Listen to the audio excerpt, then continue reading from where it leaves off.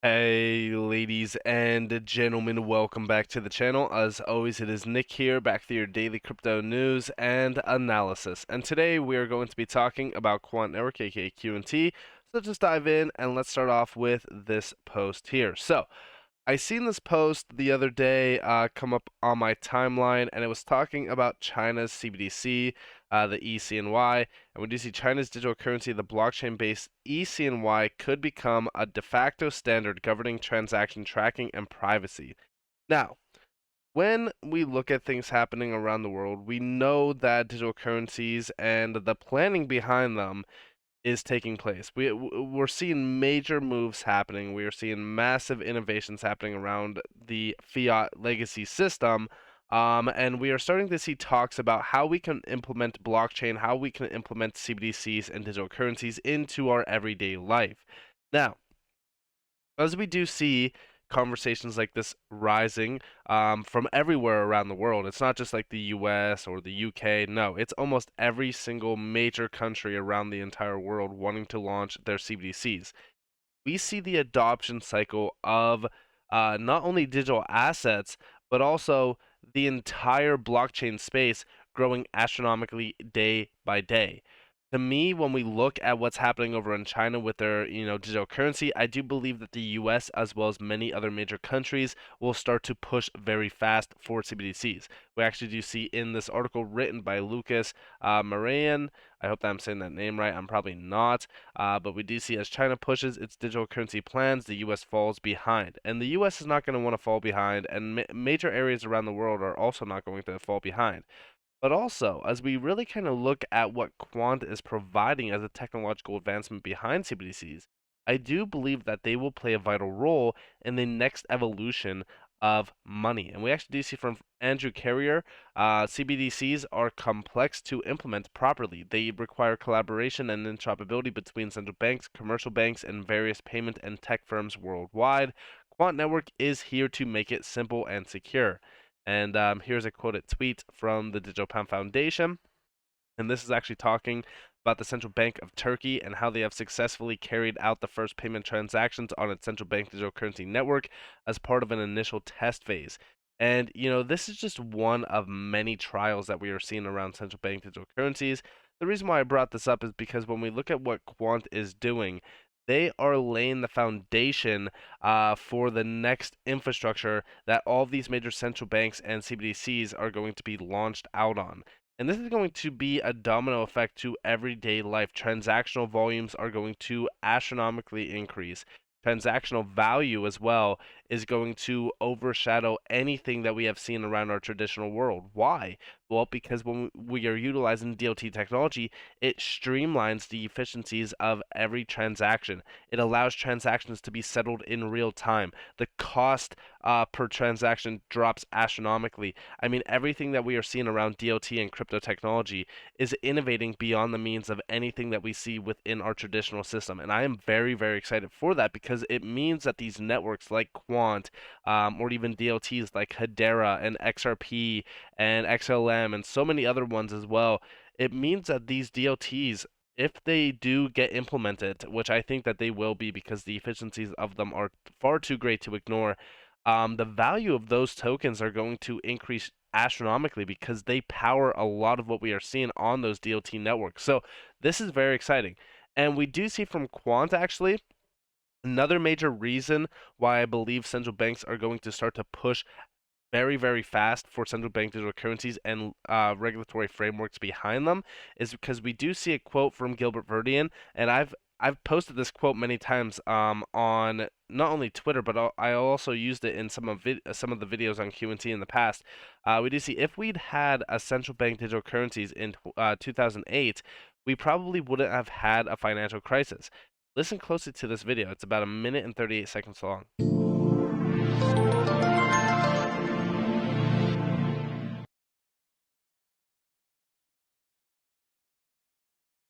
CBDCs are no longer a fictional concept.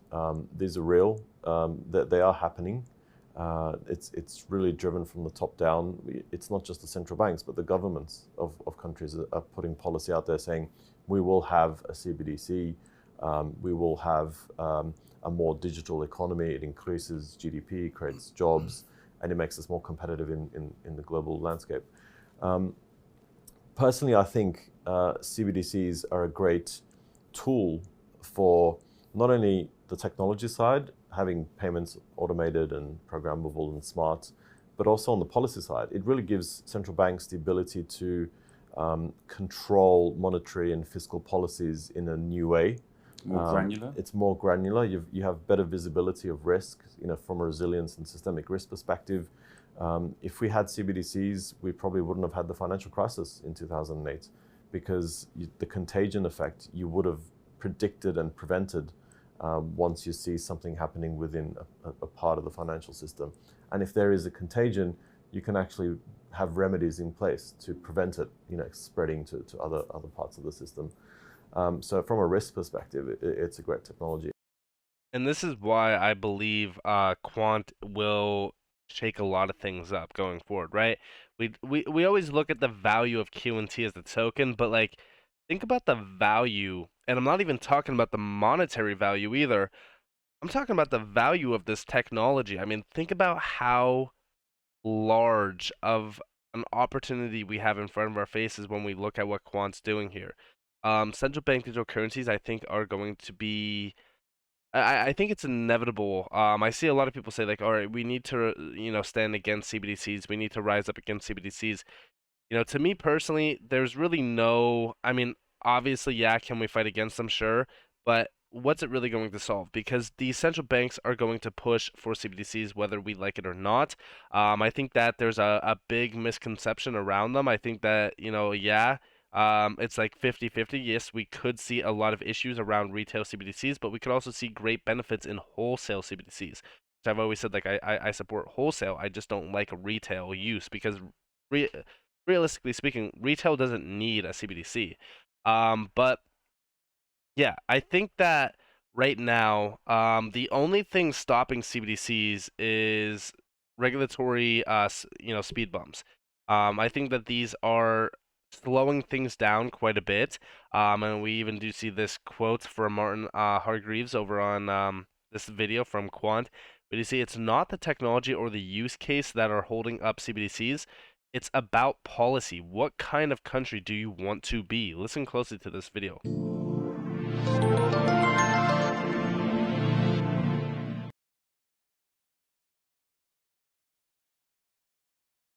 It raises a lot of different policy questions. So it comes back a little bit to what kind of country do you want to be. You've seen what China have done with theirs. It's a little invasive, but there's factors to it. So there's programmability, there's smart money, right? So you can have money do new and clever things, right? So in future, I might not need to get a credit card purely to be able to use a rental car because they don't work with debit cards, right? It's the sort of functionality we can move. But then there's things like conditional money, so money that can only be used for certain things, right? So if it's a housing benefit, maybe it can only be used to pay rent. For some jurisdictions, that is overreach, right? That's invasive and it's the government stepping into people's lives too much. For others, it will be fine. So I think what's taking the time really is not the technology. Even the use cases are fairly straightforward to check, but the number of policy questions and the really broad questions that it starts to bring up for central banks, that takes a while to grapple with because there's a lot of stakeholders within all of the relevant governments and those the other stakeholders in the country.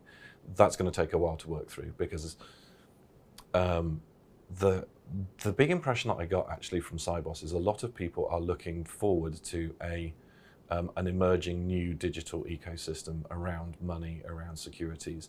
No one's really sure what that looks like, and a lot of countries need to define what it looks like for them, as well as a lot of corporate entities and institutions. How they need to understand it and respond to it. But if that was the one thing that I got. There's a lot of people anticipating a big change, a big move to digital and programmable, and not really knowing what that is yet. And this is always why I do focus on the price of QNT as well. Um, it's because we know that this next evolution of finance is upon us. We know that the stepping stones are here. We are seeing big steps being taken by these major leaders around finance and the economy. A lot of people argue with me when I say like I really would love to see, QNT retest some of the summer lows. And to me personally, like, yeah, there's so much opportunity price wise for QNT. And like again, I really kind of focus on some of these levels up here within the 1,000 to $1,800 level because there's so much that could happen. I mean, like these are just like my bare minimum targets for the next major cycle, and we could go much higher. But to me, when we look at QNT, when we look at what's happening, even when we talk about a lot of the utility tokens, a lot of people ask me like, where do you see XRP in 5 years? Where do you see HBAR in 5 years? I think it's more of a question on not like what these individual tokens are doing, but like where do you see money in 5 years? Where do you see these systems in 5 years? Where do you see crypto in 5 years? Not just one singular asset, because when we look at what's happening around finance and around the world, I have been reporting on this for a very long time on this channel. In fact, just recently, I started to talk about what's happening around our monetary system, what's happening with Basel IV, what's happening with, major banks now and the policies that they have to follow, what's happening in 2025 where banks can now hold 2% of crypto in custody. I mean, like everything that we are seeing around crypto and around digital assets is the fact that the banks want it. The banks want to hold these assets. The banks want to, be able to invest into this asset class because they see crypto as the booming $100 trillion plus asset class in the future. And if you don't believe me, and if you don't believe that, crypto will be a $100 trillion plus asset class in the future, then why are you here? Right? I always say like, when we look at this technology, when we look at the technological advancements happening around crypto, there's just no way I don't see a future where crypto's at a $100 trillion plus market cap for, everything. And I always look at what's happening, the technological disruption that's happening from crypto, what's happening from blockchain technology. We look at enterprise. Enterprise is the big one. Enterprise is the big area of focus. I even focus on enterprise with Casper, Hedera as well. And here we have enterprise blockchain is in the trillions. QNT is at a very center, or is at the very center of it, with the current valuation being at 0.1% of 1 trillion. Shout out to Just a Tech Guy for this video real quick. But this is from Monty from LCX. Listen closely to this. Are very close to enterprises engaging with blockchain, but is like how big is the market at the moment already? And what's your feeling about enterprise blockchain? I think enterprise blockchain is the biggest market you can actually go after. If you look at one of the HSBC reports from last year, they looked at what does digital assets look like by 2027, and it's in the trillions. They're looking at a huge number because the number of tokenization that is happening. You take a traditional security, you tokenize it, you make it a digital asset, then you have payments, and then you have settlements, and then delivery reverse payment of digital assets. Enterprise is where the market is. On the large scale, what's happening is entire systems are transforming and replatforming and re-architecting to be compatible to decentralization. They're not turning off what they've got and putting everything on blockchain. It does not work like that for enterprise. They've invested tens and billions of dollars and pounds into their infrastructure, and that evolution over the last 10, 20 years, you can't stop that and start again on blockchain. But what you do is you take that existing investment into core infrastructure that enterprise have, and you make it and integrate it into blockchain and make it compatible to DLT. And that's what we're doing. Our core is to show how easy it is to integrate, through our API, whatever you've got that's existing, to be able to talk to different digital assets and blockchains and transact across them. It's a huge market, and we're excited because it's just at the beginning. We're only getting started, and the adoption is happening. And yeah, I mean, I really do believe that we are at just the beginning. The craziest thing about this is that we hit already a $3 trillion market cap for crypto. And I always say like by 2030, this market could be extremely different. We could be at, 10 times that amount in value. But again, it's not all about the value. It's about the value that we're disrupting, right? Because yeah, sure, we could see crypto be valued at a $10 trillion market cap tomorrow. But how do we get there? How did we get there? What were we disrupting? The tokenization, to me, when we look at tokenization as a whole, I do think and I believe that tokenization will disrupt everyday life in many instances. For example, real estate, bonds, debt. I mean, anything that you can think about will be tokenized. And I think that this is such a big opportunity. And I think that a lot of people really kind of underwrite how big of an opportunity it actually is. And I think that when we look at QNT and the value that QNT has as that interoperability token of not only between crypto and the legacy system, but any major network. This is the network of networks. That is such a massive innovation. That is such a massive opportunity. And this is why I do look at, okay, where could we buy this at? And where could we go down to in price if we do see it pull back? See, that's why everybody was getting mad when we were looking at like $60, $70 for, QNT, because they were like, okay, well, you see this big opportunity. Why would you even want to buy it lower? Why not just buy it now? I have been averaging in under $100 and I continue to average in under $100. Do I really care if it goes above $100? Will I still be buying?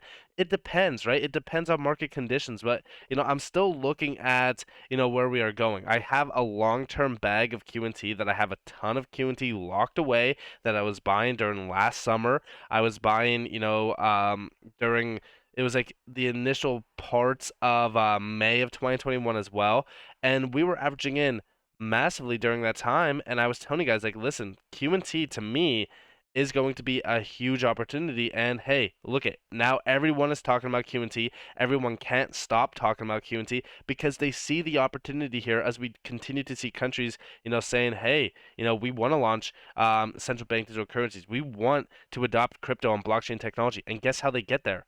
They need to have that interoperability bridge between their legacy system and crypto. And this is why I continue to look at QNT. I continue to say QNT is, a top tier blue chip stock in my portfolio. And yes, I do believe that QNT will overshadow a ton of what we see in this market and possibly could even be the next Bitcoin. So with that being said, I hope that you guys enjoyed this video. If you guys did, definitely leave a like, subscribe to notifications on if you guys have more free content. You guys are more than welcome to follow me on Twitter and join the free Discord down in the description below. As always, up to you all. Have a beautiful day, beautiful night. If you guys are on this beautiful world, this has been Nick.